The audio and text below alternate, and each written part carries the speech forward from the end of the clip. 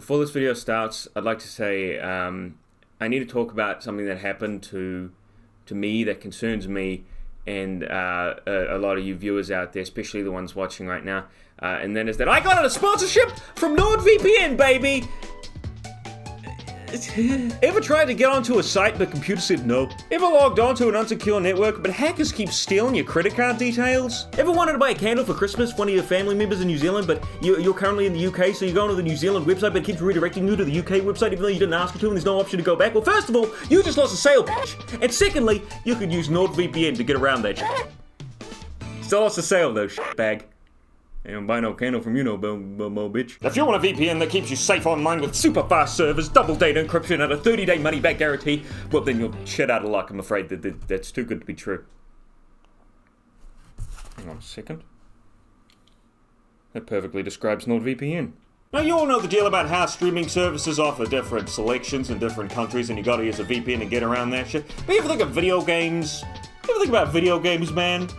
Like, let's be honest.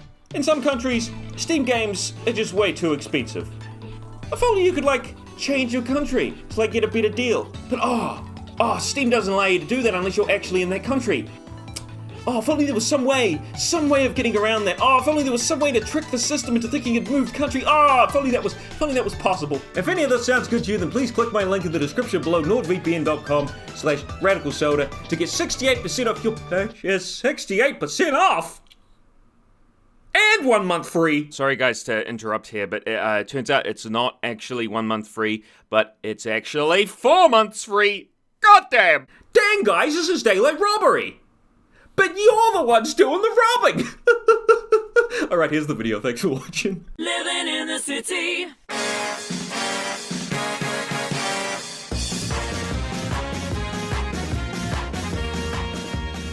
It's like a roller coaster. Well, the title screen changes at least. It shows you all your Pokemon that you beat the Elite Four with. Sorry, the champion with. Fuck, man. Eternatus even looks more shrimpy now when he's right next to the goddamn ladybug. First, I want to say there are no new areas in the game after you beat Leon. None.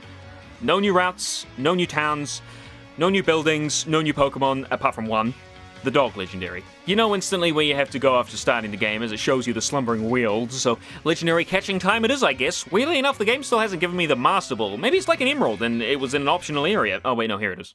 You fight Hop again, his Pokemon are a tad stronger, this time being around my Pokemon's levels, but we managed to take him down without any deaths. However, it got pretty close with Waddles once. Hop, stop being all depressed, you're at the same level as me. All you gotta do is start swapping out your Mons, man. And I'm using Eternatus, Destroyer of Worlds. If Hop was really British, he would say, "You're a cheeky bastard to be using legendaries, you fucking wanker."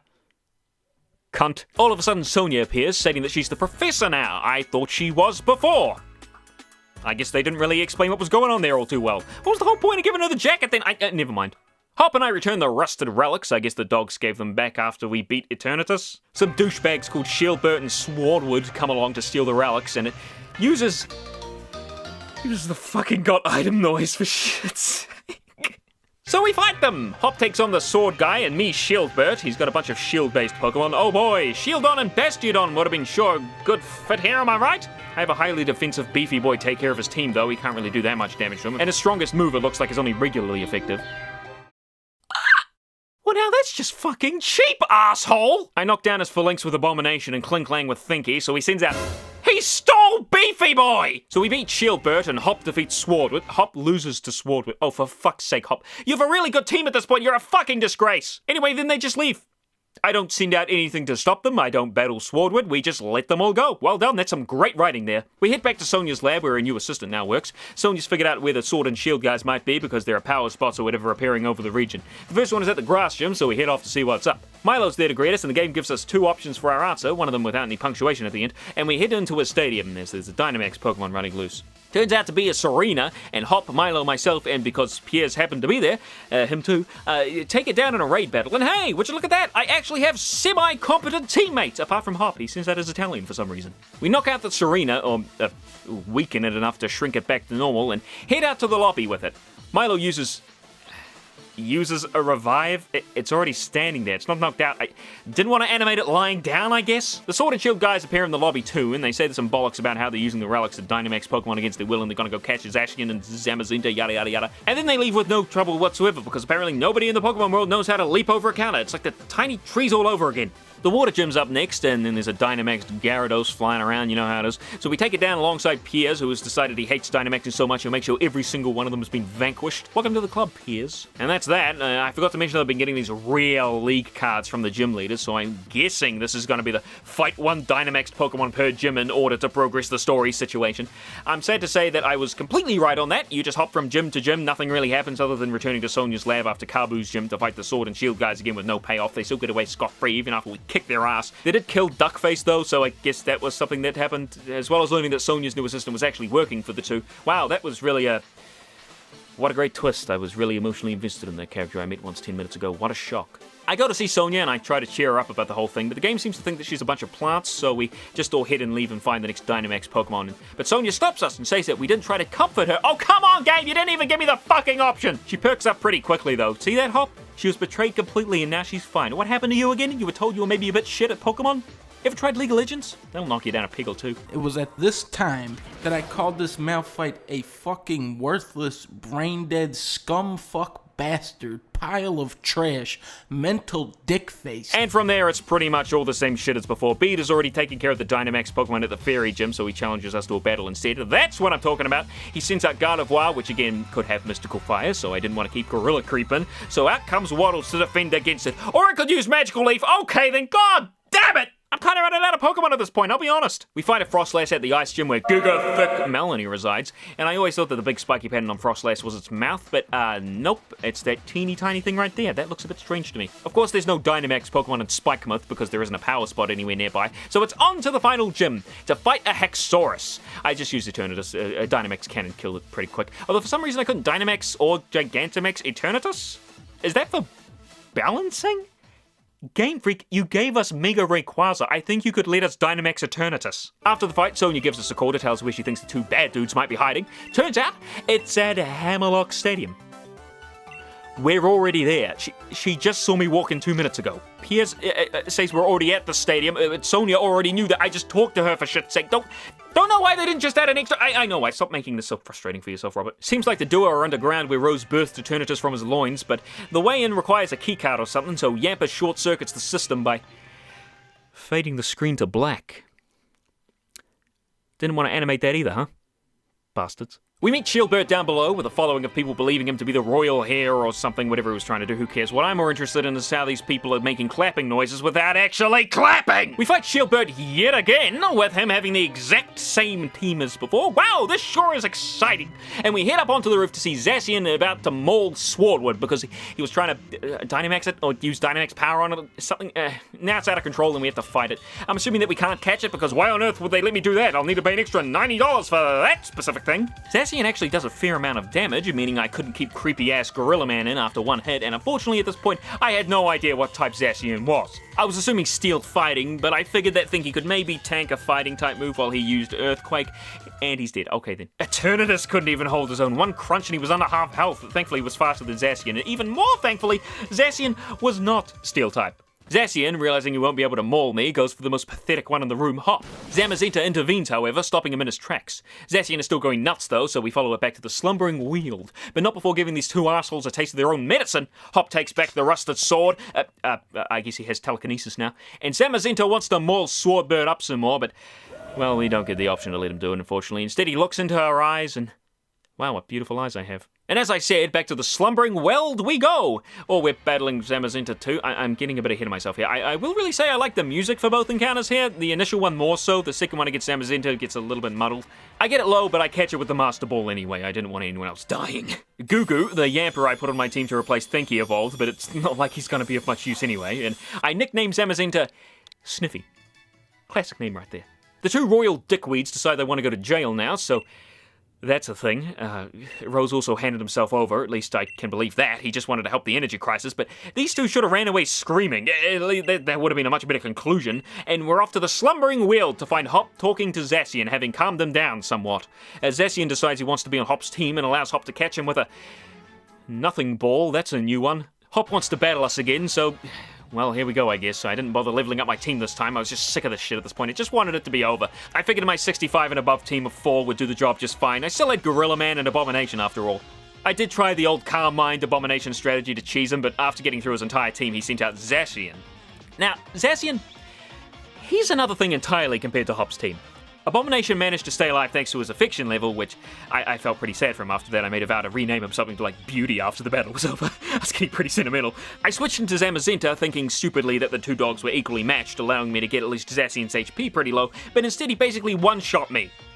They spun the favor completely into Zacian's favor here. Zacian, holding the Rusted Sword, is a Fairy Steel type, while Zamazenta is a Fighting Steel type. Now, these types seem pretty even between the two. You know, the Fighting is super effective against Steel, but not effective against Fairy. Same goes for Zacian. Fairy is super effective against Fighting, but weak against Steel. Zacian knows close combat, which demolishes Zamazenta in an instant. And it's faster! Even if Zamazenta knew a super effective move, it wouldn't be able to get it off. My Eternatus did, however, manage to live a Behemoth Blade and get off a super effective flamethrower, knocking out Zacian and— oh, come on! Now, at this point, I could have sent out Thrustini to take a hit while I healed up Eternatus so he could use another flamethrower, but instead, for some reason, I threw out Gorilla Guy thinking he could take a hit, which he couldn't. Bye-bye, Pistachio. Then I did send out Thrustini, however, I healed up Abomination? What was I thinking? Anyway, through my own stupidity, Abomination is the only one left, and of course he dies in one crunch. I'm a fucking idiot. Well, let's see what Hop has to say. I know you haven't reached your full potential, Big Thick. Train and prepare as much as you'd like. I'll be waiting here whenever you're ready. Are you kidding me? Hop finally defeats me after all this time, and that's what he says.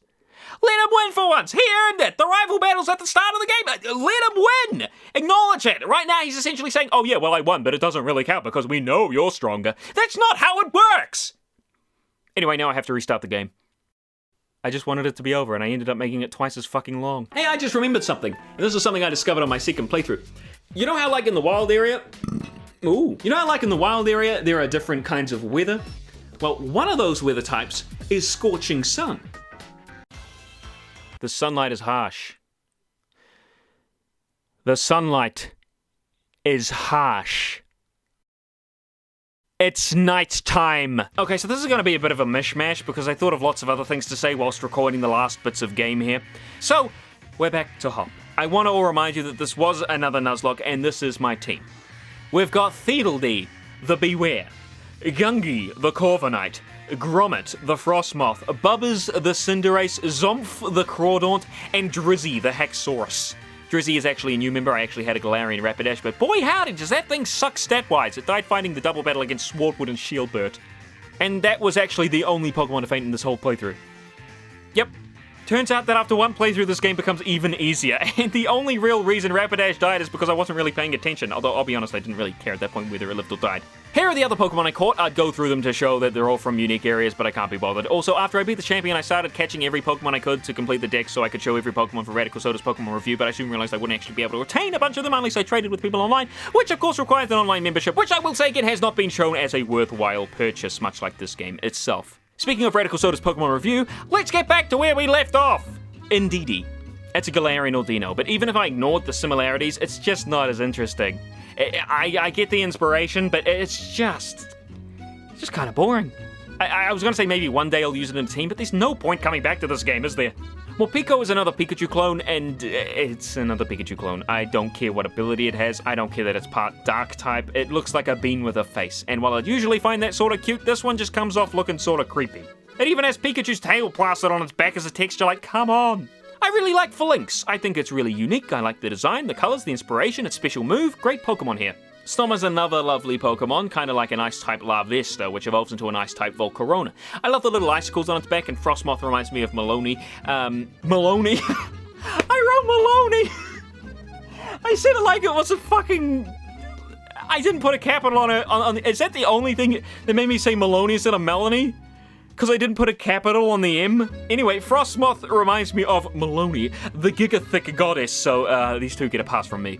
Clobbopus is a cute wee dude. I like the colors and design, good stuff. I think I'd like Grablocked a lot more if it had the colors more akin to Clobbopus and its mouth was the W right there. The way it looks now, I'm not much of a fan. Pinkuchin. I don't think I wrote that one right. There's one that's based on a pincushion. I know it is. It's like an urchin. Pincurchin! That's probably what it's meant to be there. It's cute. It's very cute. It's useless, but it's cute. Seems Game Freak was trying to add in another Puka Muku clone with every generation now. They've already got 2 in this one, the other being Snom. As I said, though, that is pretty dang cute, so there's no issues with me there. For some reason, Mr. Mime got a Galarian form. Really? Mr. Mime? And it... tap dances? I really don't understand the thought process with this one, and neither with Mr. Rhyme. I get the whole Charlie Chaplin thing going on here, but I really don't like either of these two. It's incredibly scary to have a Mr. Mime dance towards you menacingly. Darumaka and Darmanitan also got Icy Galarian forms, but theirs are much cuter. Darmanitan also keeps the Zen mode ability, letting him turn into an Ice Fire type. Very cool. Stonejourner sucks. Ice-Hue is Mimikyu, but with an even better ability. While Mimikyu got nerfed, now taking damage when its disguise is hit, Ice-Q does not, and it can regenerate it in hail. Despite that, I don't like its design, and I think its real head looks really odd. Not even like a Pokemon, if I'm being honest. Duraludon is... well, he must have a pretty stiff neck. They say he's Tyranitar's rival, you know, the whole Godzilla versus Mechagodzilla thing, but I really don't like this thing. Nothing about this design screams cool, cute, or even silly to me. He just looks awkward. Now, the fossils were done a bit differently in this generation. I'm not sure if I explained them before, but they're essentially 2 fossils combined to make a new Pokemon. I will say I didn't really like them before I learned of why they look the way they do. Same with everybody else. I know, same story. But if you don't know this, the early British fossil workers, whatever they're fucking called, they just kind of slapped different parts of, you know, bones together and called it a day, thus leading to abominations like this. Maybe not that extreme, but you get what I'm saying. Still not a huge fan, though. I don't like how their bodies are just kind of sliced away. I think I would have much rather had the real fossils, at least in X and Y and Sun and Moon. I like the designs. Did Sun and Moon have... what the fuck? Sun and Moon didn't even have fossil Pokemon. I like Arctozolt probably the most. I like his wee booger there, but the others are just eh. Dreepy is a creepy dragon, alright. Yep, he's just fine. Nothing too special, really. Dracloak looks surprisingly similar to Dreepy. I kind of expected the worm to lava combo, kind of like with Bagon and Larvitar, but he looks creepy too, so yeah, not a big fan of the middle evolution. Dragapult looks much better though, so pretty good stuff. I like the designs of both Zacian and Zamazenta just fine. I think Zacian looks cooler, and I'm sure the sales number reflects that. But they're both essentially the same Pokemon, let's be honest. I don't think anyone saw the reveal and was like, oh shit, I gotta get both of... I've gotta stop myself right there, I know that isn't true. Eternatus looks fucking stupid. It's a skeleton with extra features. I don't like the colors, the design, I don't think the type suits it either. And that's it for the new Pokemon introduced. There are still some Gigantamax forms to go through though, so we'll be right back with more of RadicalSoda's Pokemon reviews. Alright, time for the Hop rematch. I was ready this time. Oh, I was ready.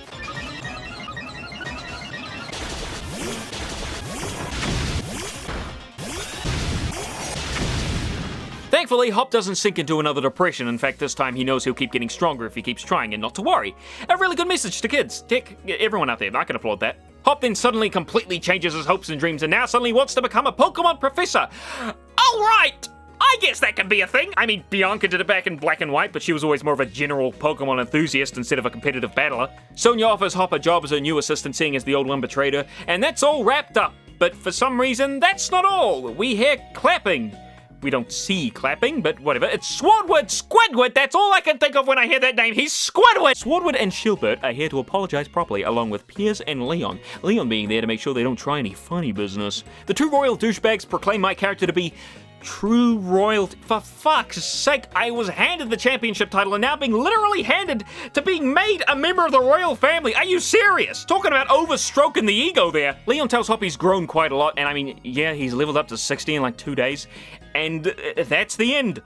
The real end, apparently, but no credits for mouses to go hovering around, just a black screen, and the game boots us back to our house and tells us to go do what you want now, even though there's nothing to fucking do. It does mention the Battle Tower, I guess, so we'll check out that, but first I wanted to look around and check out Spikemuth. I'd seen pictures that, what's-her-face, See, I've even forgotten her name. That girl was already the gym leader, but when I got there, she was still a trainer. At least there's still a fight there. Anyway, nowadays I don't expect any rematches like an Emerald, for existence, with the Versus Seeker or the device, whatever you're given there. Marnie, however, does wear her gym outfit in the tournaments, which you can now actually do as many times as you like now. Essentially filling in for the Elite Four. It's the same tournament in Wyndon, but now it's randomized as to who you'll be facing, so what they should have done in the first place. Unfortunately, this place doesn't set your level to 50, so I still stomped my way through with little old Reliable here, but it's still a nice addition despite not being able to customize the battles in any way.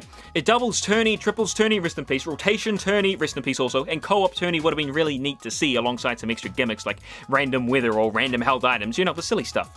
I thought Giga Thick Mama Melanie. You know what, forget Monica, Melanie's going in the frame. There's some lines. Why is it that everything I print goes poorly? She had a leveled up team as expected, alongside Nessa, who I've now fought like 5 times total between the 2 playthroughs. She had the gall to ask if I remembered her. Bitch, I know what you smell like. Fish. You smell like fish. The final challenger was actually Milo. He had a Gigantamax Appleton, which was terrifying. I also want to say that now only just now did I realize that the sky just kind of blips into red when a Dynamax starts. Looks bad. There's a lot of Riolus in that crowd. I also took a trip to the Battle Tower, which is pretty much the same thing as the Battle Maison, except you can find other trainers here, like Leon, who promptly kicked my ass. I guess I gotta remember to have a rock-type move on someone next time. His Axorus knew Leer, though, which, that was an odd choice to give the champion, is it not? Anyway, this is the place where you can earn and spend BP or battle points to get items like the new herbs, which can change your Pokemon's nature. Very helpful for competitive battlers. And you can also get the other held items like in previous games. You can also max out the IVs here with bottle caps on a level 100 Pokemon. I had one in my inventory, but I had no idea how you get them, so I guess that's just luck. Toby Fox, the creator of Undertale, actually composed the battle theme for the tower here, which is a great song. I really like it. I don't think it really fits, but it's a great theme overall. It also has a bunch of similarities to an older joke song he made about a man having a baby or something in Homestuck. I think look it up for yourself, it's very strange. And that's it kind of content-wise. You can of course start farming for Gigantamax Pokemon or Shinies, however you can't get the Shiny charm by completing the Pokédex without, again, a Nintendo Online membership, unless your friend happens to own another version and you can connect locally to them. I also hear that ranked battles online have like a 15-minute timer on them, which is like, what? Now you might think I'm done here, but I'm not. I still have some extra things to talk about, believe it or not! Like the menus. I just played another Pokemon game, actually X and Y, just to check it out as a reference to this video. One thing I noticed almost instantly is the quality of cutscenes is much higher. But that's not what I wanted to talk about. The menus in X and Y, they're quick and responsive. In Sword and Shield, I feel that they lag. It's just a tad slow, you know? Not just option to option, but you also think the Game Freak would have figured out how to load a model more quickly by now. Why does it take more than a second or two for my Pokemon to pop up on the screen in the menu? It's slow and clunky, and I don't like it whatsoever. Hey, but at least you can press Y to swap Pokemon around. You can't do that in X and Y. I want to talk more about Dynamaxing. I've already talked about the rabbit fart catastrophe, but I'll be honest, many of the Dynamax moves aren't aligned correctly at all. From a small way off, like with many of the water moves, to a large way off, like Charizard. This also leads into my last segment of RadicalSoda's Pokemon review, so let's get on with that now. Charizard's Gigantamax was unneeded and wholly pointless. Leon could have had a Gigantamax Toxtricity and it probably would have suited him better. The design is good, however, and it allows Charizard to stand on his 2 legs again, something Game Freak really needs to change about him. Gigantamax Butterfree is even more pointless than Charizard. It doesn't do anything other than create Godzilla fanbait, and it's just a Butterfree with different wings. Don't care for it. Fat Pikachu's pretty cute. He even yells pee when he Gigantamaxes. I have no idea why you'd use a Pikachu for competitive battling though, and seeing as Raichu doesn't get a similar Gigantamax, what's the point? Same with Meowth. I like the stretchy design, long cat and all, but this is his 3rd special form, and all he's being used for is money farming. You can't use him in competitive or anything, you can't use Gigantamax anyway. Holy shit, I just remembered. Okay, what I'm about to say is, I don't know if they've changed it right now to have Gigantamax Pokemon in online battling, but at the time of writing this review, there was no point to even having a Gigantamax Pokemon unless you were just playing purely against NPCs. Gigantamax Machamp looks pretty neat, just he's not for me. Thank God he's wearing pants now though. I was wondering if he'd ever cover himself up. Gengar gets a Gigantamax alongside his Mega 2, I say alongside, they've already chucked it in the trash alongside the other Megas and half the Pokédex. It was interesting the first time I saw it, but who asked for another Gengar form? Kingler! Now this is a Gen 1 rep I can get down with having a Gigantamax form. What's scarier than a giant enemy crab? Also love how he turns into a spider crab. If he didn't have that weird beard, he'd be almost perfect. Lapras again, hitting us with those real surprising Gigantamaxes, aren't you? Boring as all heck, I hate it. Eevee got one too, of course, and don't like it, and if you're gonna give Eevee anything, it should have been another Eeveelution. Snorlax has an ecosystem growing on its stomach. Not like there was, any other Pokemon out there who could have had an ecosystem growing on it. I don't know. Maybe one that was in like a movie recently, the one that, was really big in that specific movie. Actually, I actually can't believe they gave the ecosystem shit to Snorlax just because he's the fan favorite and left out the Pokemon with a literal tree growing on its back. It's insane. Gigantamax Garbodor sucks. And that sucks in itself because it's the only Pokemon not from Gen 1 or 8. Wait, the list here says Melmetal got one too? What? And what gen is he from? You can only get him in Pokemon Go, apparently? So he's not in any generation? Well, that's just great. It looks like it sucks anyway. Moving on. Corviknight's Gigantamax looks cool. It's not for me. It's cool enough. It gets a pass. I didn't even know it was a Gigantamax when I first saw it, so that's a thing. Orbeetles is very creative, and I like it a lot. Same goes for Dreadnoughts, which is like a big ship. Those two are pretty neat. Colossal, I feel, had a Gigantamax form first and then a third evolution afterwards. It makes more sense to be an entire mountain of coal as opposed to what we actually got. Unfortunately, Flapple and Appleton, two entirely different evolutions of Applin, got the same Gigantamax, which is incredibly lazy. The only one that looks like it suits is Flapple. Either give Appleton his own or don't give him one at all. I like the Gigantamax form though, it's quite creative. Sandaconda turns into a tornado, which I think is creative, but just not very appealing. You tried Sandaconda, but I still don't like you, or your butthole-peeking behavior. Toxtricity Gigantamax form isn't available yet either, at least the time of writing the script, but he looks really cool, intimidating too, something you don't usually see with these Gigantamax forms. Centiskorch, at first I thought hadn't even changed, and then I realized finally why it was so small. It's because it's so long! It looks like a radiator when it uses its moves, which is a nice touch, but again, not really for me. It's not something that just, I don't think radiator and instantly think, oh, that's cool. Hatterina's like a princess stuck in a tower or something. It's interesting, but I prefer the regular one with the claw hand and all. I'm just a big fan of the Gigantamax forms, which just change a whole lot, I think. Just like Grimmsnarl, who looks like he's busted right out of JoJo's Bizarre Adventure. Love it. Love everything about it. Alcremie turns into a cake.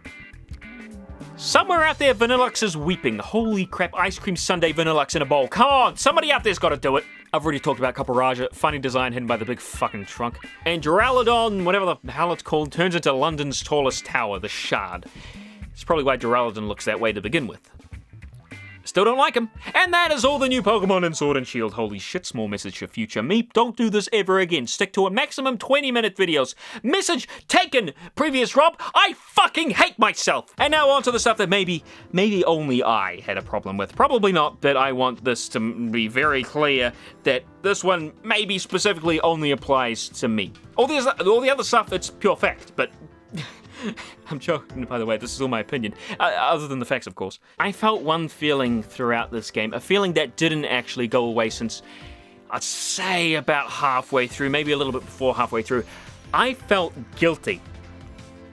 I was smashing down upon a kid who just wanted to battle and do his best. I had no option to cheer him up, no option to help him out, no option to just help him train, or I just had nothing. I just slogged on ahead and fought leader after leader, earning badge after badge, and not feeling good about it at all. Why?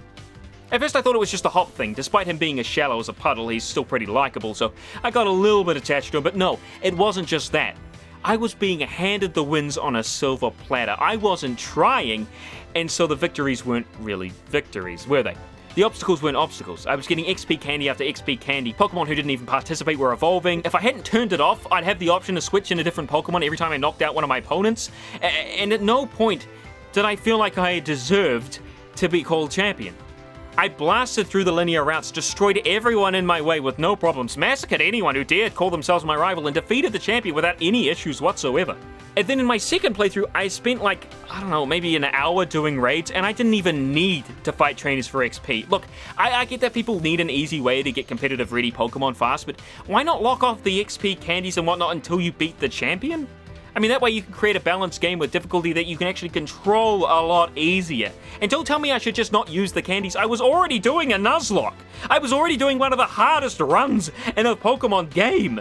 If something is presented to you in a video game, you're gonna use it, generally speaking. That's why I hate pre-order bonuses and shit that give you overpowered weapons. It completely takes away from the intended experience. I defeated the entire league, saved the world, became the champion, and then was appointed to royalty to top it all off. I didn't earn that.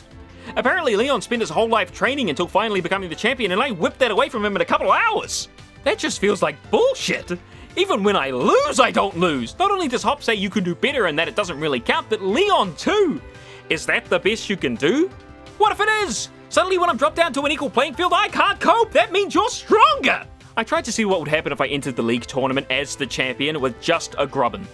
I lost instantly. and still champion. I didn't think that Game Freak would let anyone else become the champion, but heck, it's certainly something that should be a thing. If I won the title of champion in the same tournament, why can't someone else? Why can't I ask for the largest media franchise in the world to make their game something worth being proud of? Why are we giving this schlock as their first Switch entry? It's a 3DS game. Everything in this game could be made on 3DS, and you know it. The only thing that's changed is somehow we got less content and slightly better graphics. I love Pokemon. I really do. You might think I hate it, but I don't. I love it. I want what's best for Pokemon. I want an amazing Pokemon game because I love it so much. I mean, I just compare this to Sonic Forces, right? I didn't create an hour-long review of Sonic Forces because I hate it. No, well, I do hate Sonic Forces. I don't hate Sonic, though. I love Sonic, and I love Pokemon. I do this out of love. And obviously, a 2-hour game with Sonic characters thrown in is going to be a lot shorter than a Pokemon game. So obviously this video is going to be a lot longer because I got a lot more to talk about. Speaking of much longer, I'm going to use this section here to talk about the Pokemon DLC. Here we go! I said I was going to do this. Here I am. Hello everyone, I'm Masuda from Game Freak. Hello, and I'm Amori, also from Game Freak. We did our best to fill these titles with fun activities so that our players could have a fulfilling experience. No, you didn't. This game's as empty as my heart after I finished playing it. I could throw this in the bin. I do not care. Am I seeing this correctly? Does the Rock-type gym have the exact same puzzle as the Ice gym? Does it have the same layout too? I think it does! Does the Fighting-type gym have the same pinball shit as the Ghost-type one then? It is! It's just exactly, they're both the same alternate colored puzzles, what the hell? We've been thinking about how much we'd like it if everyone's Pokemon adventures could go on even longer, with more to dig into and new discoveries to explore. Here comes the content that should have been in at launch, and I bet it's completely free. We've been working on plans for some time, in fact. I know you have. And if the game had been rushed out, I'm sure those plans would have been in it at launch. Or at least it wouldn't have had so many fucking problems. This is why we at Game Freak are now developing the Pokemon Sword and Pokemon Shield expansion pass. I'm hearing the word pass. I don't like that word. It reminds me of season pass. I don't like where this is going. A downloadable expansion for the Pokemon Sword and Pokemon Shield games that will be available for purchase from Nintendo eShop. Available for purchase. Available for purchase, everybody. Bought a game not even worth $60? Fuck it, give them even more money. Are you fucking kidding me? Are you fucking kidding me? At least it's not another version. I swear to God if it's over $20. Hi there, it's me, Rad from the future, once more. I did this once previously. So after looking online, I have found out that the DLC cost is $30 American. Or for me, 50 fucking bucks. That's like 20 bucks off the price of Sonic Forces. The DLC probably has more length than Sonic Forces. Just goes to show how bad Sonic Forces is. No, what I'm trying to say here is I can go buy a better game for that amount of money. 50 fucking bucks!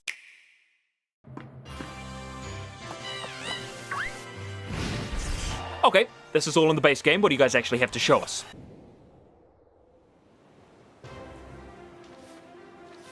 Okay, some illustrations of what seems to be the new wild area. Hang on.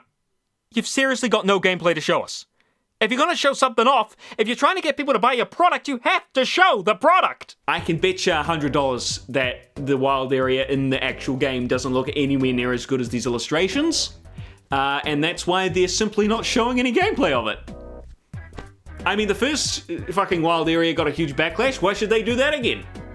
Smart move, Game Freak. Very smart move. Deceptive, but smart move. Okay, here we have Galarian Slowpoke, which is just Slowpoke with some yellow on it. Seems to evolve into Slowbro without a shelter attached to its tail. They're trying to keep it a mystery for some reason. Guys, you have to give us at least one reason to buy the expansion pass. Also, I'd like to point out that I was completely right in the fact that Game Freak is now locking older Pokemon behind a paywall. Or can anyone just trade for Galarian Slowpoke, no matter if they have bought the DLC or not? Because, I mean, like, they'll need the files in their game, or else they won't be able to fight against it in online battles. So, let's see how that goes down, huh? Then they focus on yet another drawing, this time what seems to be of another battle tower thing. I thought it might be a battle frontier for a second, but they really only focus on the one building, so, you know, Okay, new clothes, new hairstyles. You know, when I said I wanted hairstyles like the NPCs get, I didn't mean just rip their hair models and slap them on me. I mean making unique-looking designs with more customization. I love how they're trying to all show off these new clothes and get us excited and still not showing us a single minute, a single second, a single frame of how it will actually look in-game. How much money was the pass again, Game Freak? What was it? 40, 50, 60, 100? Just take it all. Take it all. Take it all. No! So we have the real haughty poison gym leader over here and the psychic type leader, I think. I thought he was like a steampunk style guy, but he's got the hovering Pokeballs and twisted spoon thing going on, so. Okay, now they're showing some more Pokemon models they ripped from X and Y, alright. More Pokemon locked behind a paywall. And there's Venusaur and Blastoise. They're already in the game files. It's not even new artwork.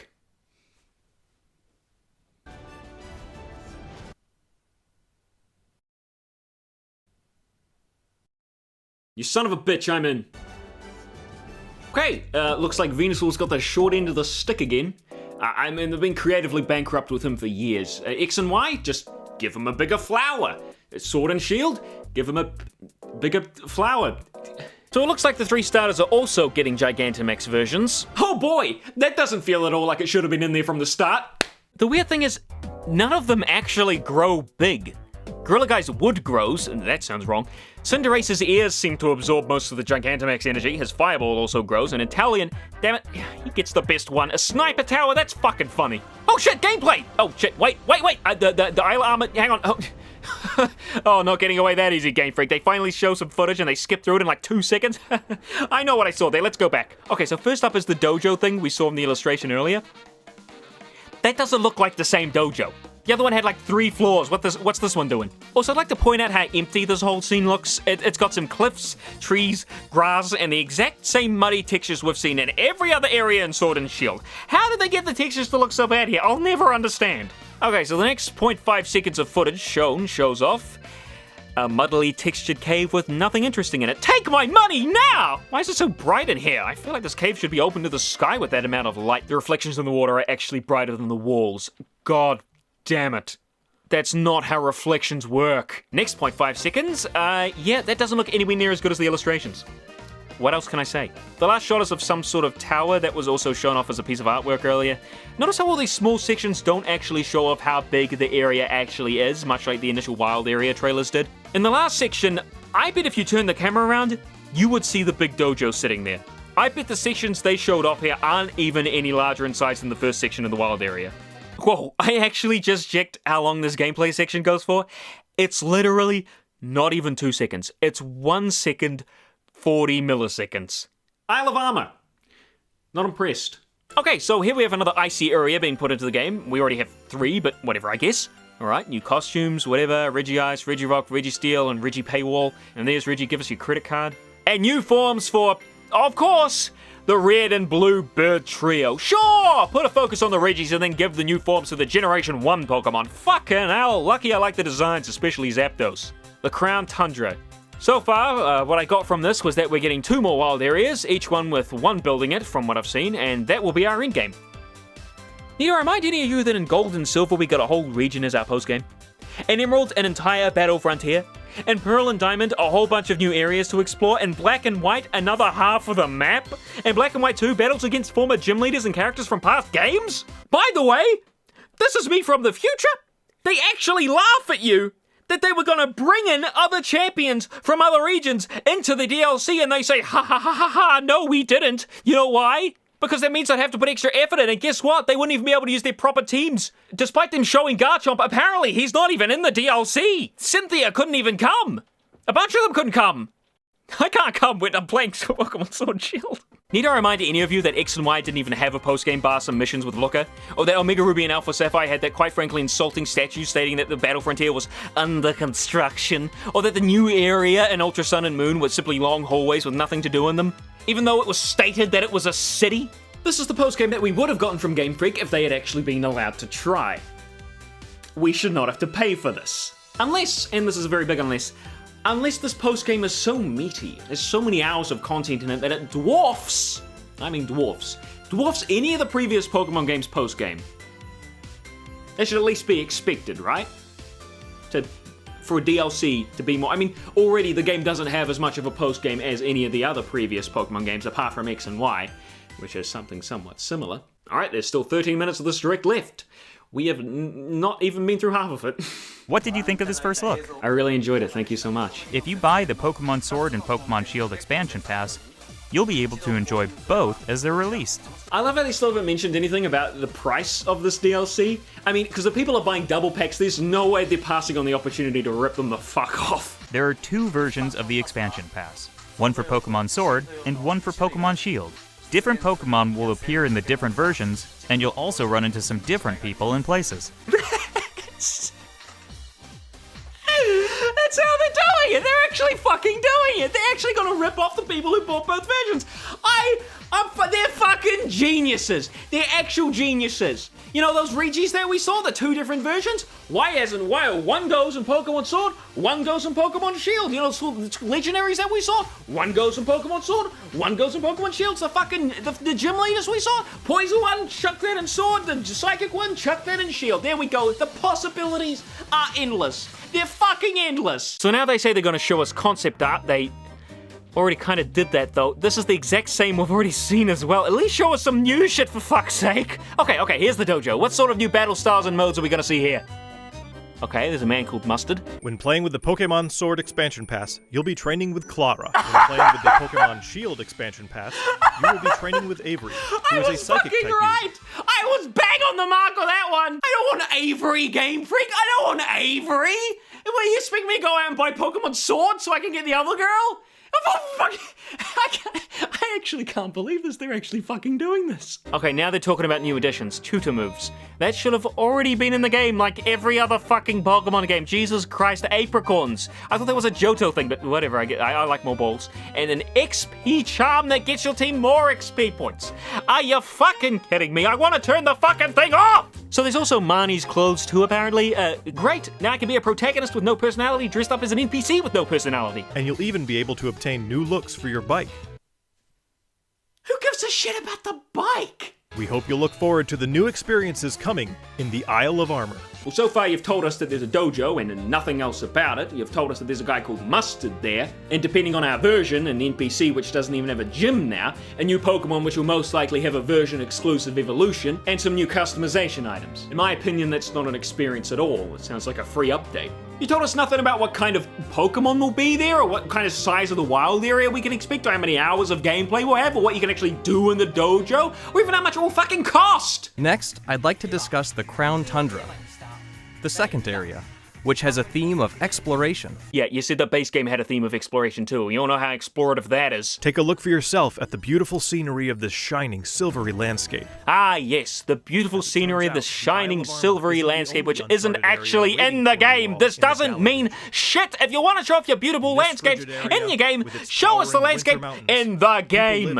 I'm sure the original wild area had beautiful concept art too. Doesn't stop it from looking like a cowpack grown moldy in the sun. You might find a strange temple where you least expect it, or maybe spy a mysterious giant tree growing in a place it doesn't seem to belong. Fuck, man. I don't know about you guys, but I've already seen plenty of trees that look like they don't belong. Didn't realize that it was a selling point. Apparently you'll be able to go into the Pokemon dens, some holes in the ground in the wild area, okay. Okay, here's Calyrex, the new legendary Pokemon. It's got the Triforce on it. What? I mean, we already know your wild area is a ripoff of Breath of the Wild, but don't make it so obvious, Game Freak. Get ready to experience a never-before-told story about the mysteries of Calyrex. Is the story why he's got such a big head on that tiny bloody body? Like, not even counting the giant green thing. It's got like a regular-looking deer head and then a tiny little body with those long-ass legs coming out. What the hell is this thing? You'll be able to meet and make allies of all kinds of legendary Pokemon during your adventures in the Crown Tundra. Oh, okay, throwing legendaries at us again, huh? Not like they're supposed to be special or anything. Also, I'm wondering whether this co-op mode will actually be anything substantial or whether it'll just basically be a small room you can see each other in with the legendary standing at the far end. Including ones you'll be able to catch through this co-op play. Including? What do you mean including? I don't like the way he worded that. It makes me feel like there's a catch. They're gonna make Mew another $50 Pokeball again? It also appears that some brand new legendary Pokemon are also waiting to be found somewhere in this land. Brand new. So those three birds aren't just new forms for the Kanto trio? Sure. Dozens of new clothing items will be added. Hear that? At least 24 new customization items will be added. Wow! I am definitely expecting a high number. Speaking of, these clothes don't really look trailer ready. This one's logo's coming off. Both areas are in fact seamless maps, much like the wild area you can already experience in the Galar region, where players are more able to gameplay! move Now tell me, are you really all that surprised that they used concept art to try and say how beautiful the landscape was? This looks like a PS2 game. Players are able to move around freely and control the camera. Oh shit, guys, we can control the camera! What a selling point! These updates will allow people who don't have the Pokemon Sword and Pokemon Shield expansion pass to obtain the Pokemon that appear on the Isle of Armor and in the Crown Tundra through other means, such as trading. Oh, okay. So you can trade Pokemon from the DLC to people without the DLC. I mean, it makes sense. It's surprising. No, it's not really surprising. I mean, because otherwise there'd be a huge backlash because you wouldn't even be able to fight those people online. And I mean, the Pokemon Company's going to be trying to quell that backlash as much as they can now since the first initial reveal of all those fucking stupid shit they've been doing in the game. Didn't stop them from selling two of the same DLC at once, though. Okay, so Pokemon Home is coming too, and as expected, you can't bring over Pokemon that don't appear in Sword and Shield. At least it says it's a no-cost update. That's good, at least. Oh, some features require paid subscription. Is that talking about the Nintendo Online subscription or something else? Because it says some features. That doesn't ring well with me. This seems pretty shifty. If Pokemon Bank had a subscription, I bet my ass this one does too. Also, apparently going on right now, there's an update to Sword and Shield which allows you to meet the new girl Clara or the new guy Avery. For fuck's sake, I'm not even going to bother. Who the fuck wants to meet Avery?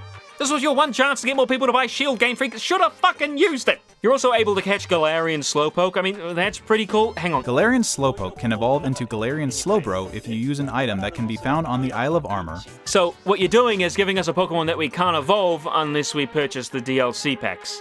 That's even scummier than just not giving us a Pokemon. Now, people are going to feel obliged to buy the DLC because if they want a Slowbro or Slowking on their online team, they simply can't use it until they purchase the DLC. And it's not even out yet. At the time of this recording, anyway. Not even at the time of this recording, at the time of the writing. It took a long time to get to recording this. You know why? Because it's longer than my Doki Doki video. It's fucking huge. What did you think? Fuck you! Now, I looked up the patch notes to check if any of the bugs or rough areas of the game had been patched, and other bug fixes. Great, don't bother informing us what they are, sure.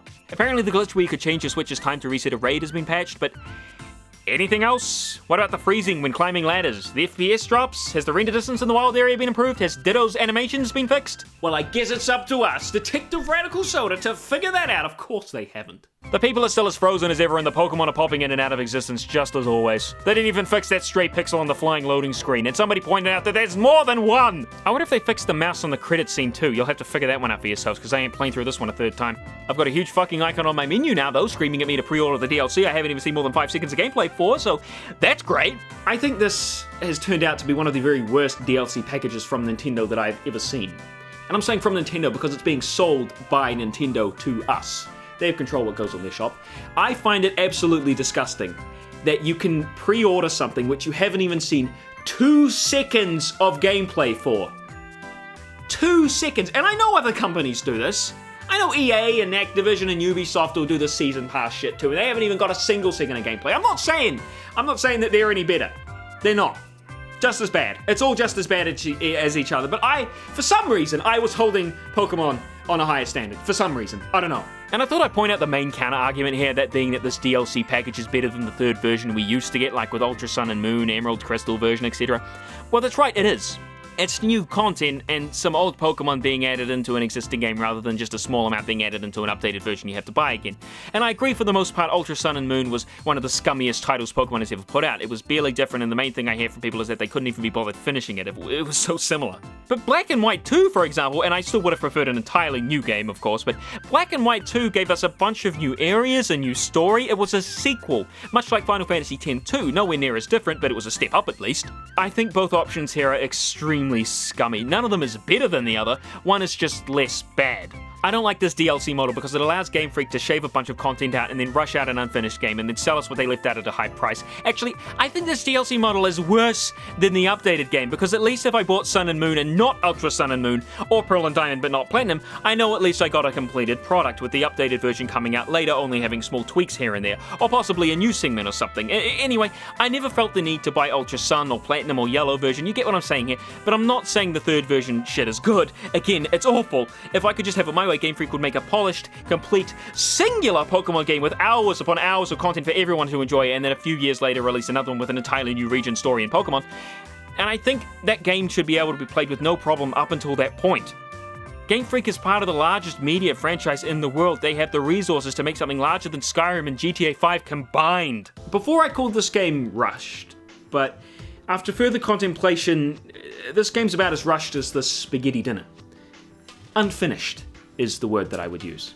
I don't say this out of just hating Pokemon. I want it to be the best that it can be. I love Pokemon. And I realize that Sword and Shield have actually given us some really neat additions, some quality of life changes that have been needed for years. But for every step that they take forward, they take an equal amount of steps back, or even more. For every addition they add, they remove just as many, if not more. For example, adding Dynamaxing, you get rid of the Z moves, get rid of the Mega Evolutions. Now you can change your Pokemon's nature. Well, you're taking away control of the experience share. Originally, I was going to say that I was glad that this controversy happened. You know, we've had schlock after schlock, just more and more games that don't seem to be trying anything. So an outcry is something this series needed. Otherwise, people would just keep eating it up and we would just never know, right?